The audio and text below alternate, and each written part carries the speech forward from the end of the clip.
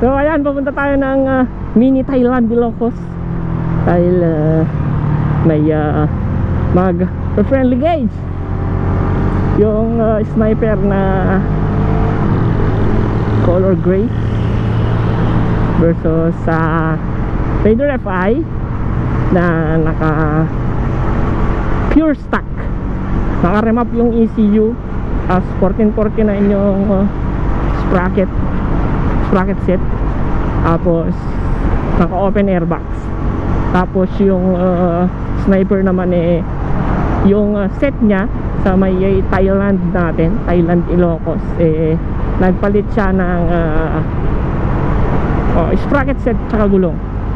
Nung sa Thailand Ilocos naka big tire siya saka 1446 na sprocket set. Dito sa may mini Thailand natin isusubok niya yung 1444 na sprocket set tapos naka slim tires. Syempre ang nakalaban niya noon sa top end company stock na Raider FI, pero ngayon ang makakalaban niya pure stock na Raider FI. So bago pa yung yung mga pangyayari ngayon, wag niyo nang kalimutan na mag-like, comment, share and subscribe. And syempre wag niyo na rin kalimutan na pindutin yung notification bell button para tayo updated sa mga videos natin. Yes sir.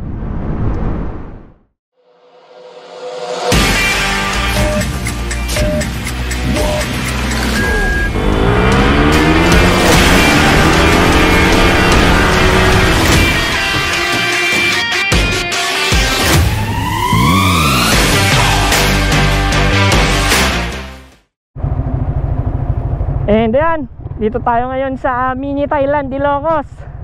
Ayan, Sniper 155. Tapos meron tayo ditong kalaban na pure stock na Raider FI. Ayan, si Boss Ivan may-ari. Naka remap yung ECU 1439, naka pipe ng Gen 1, naka big elbow, tapos naka RB mags. So subukan natin dito sa sniper na hawak natin ngayon, na yung gamit natin nung Sunday, pero nagpalit siya ng sprocket set tsaka mags.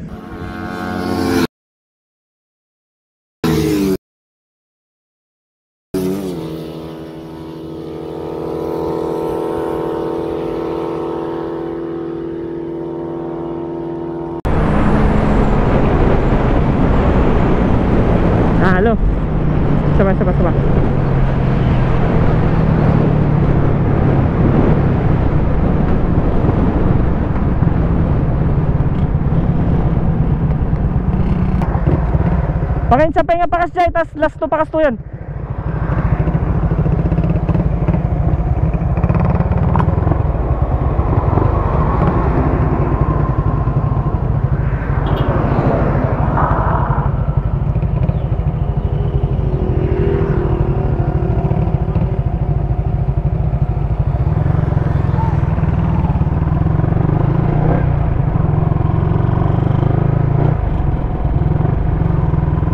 Panalo yung hawak natin na sniper sa first hit natin. So subukan natin 2 beses pa. Isa pang paganon, tapos isa pang pangganto lang, maraming sasakyan. Dahil lang natin maging clear para mas safe yung friendly gauge natin. Yan, ano siguro to.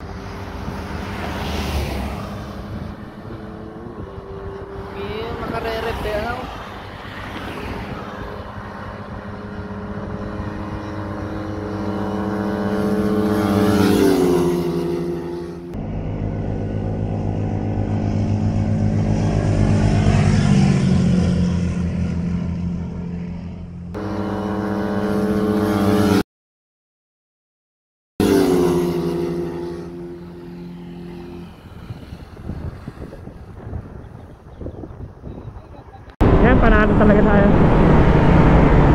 Isa pa.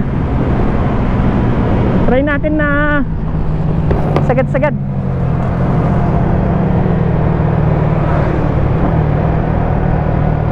Ang mas malakas ngayon to kumpara dun sa sa naka fatty tires.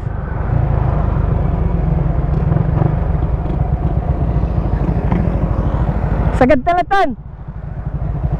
Gusto dumulod ata motor mo. Mabitin lang yun.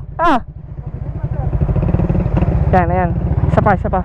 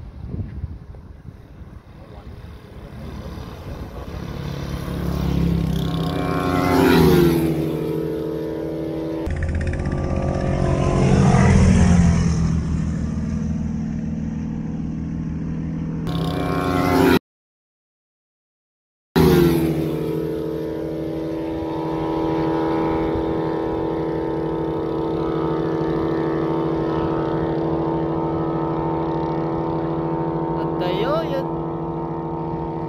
Panalo talaga, panalo tayo.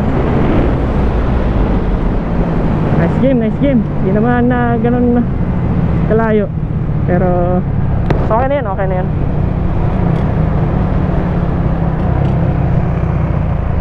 Okay na. Okay na.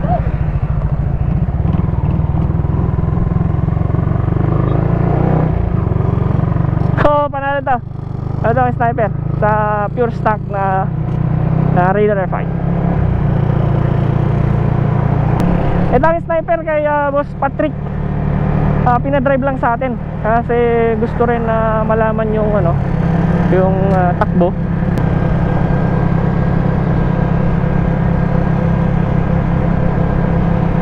And that's it for this match. And sana nagustuhan nyo yung resulta. Huwag nyo nang kalimutan na mag-like, comment, share, and subscribe. And huwag nyo na rin kalimutan na click ng notification bell button para lagi kayong updated sa mga videos natin.